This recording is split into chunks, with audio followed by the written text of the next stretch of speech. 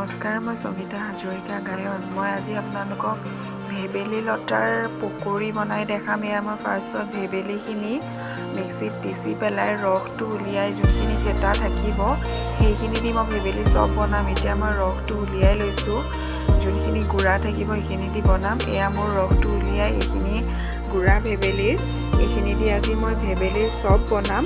এয়া মই দুটা পিঁয়াজ কাটি ৰাখিছিলোঁ আৰু এইখিনি মান ধনিয়া কাটি ৰাখিছিলোঁ, এইখিনি মই ইয়াতে দিম আৰু মই ইয়াৰ লগত বেচন ব্যৱহাৰ কৰিম। এয়া বেচন, এয়া মই আধা কাপ একাপ জোখৰে দিম। এতিয়া মই ভেবেলীখিনিত নিমখ দি দিছোঁ নিজৰ আন্দাজ মতে আৰু মই ইয়াতে নামমাত্ৰ চৌদা দিম।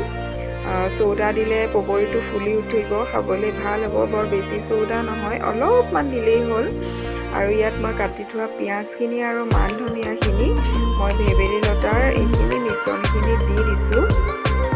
এতিয়া মই ইয়াতে বেচন ব্যৱহাৰ কৰিম। ইয়াতে মই বৰ বেছি বেচন নহয়, অলপ বেচন দিম। বেচন দিলে বস্তুটো ভালদৰে মিক্স হৈ গ'লে খাবলৈ ভাল হ'ব আৰু ফুলি উঠিব পকৰিটো, সেইবাবে মই ইয়াতে বেচনখিনি দি দিম। এতিয়া মই বেচনখিনি দি দিছোঁ। এতিয়া মই ইয়াতে পানী দিম।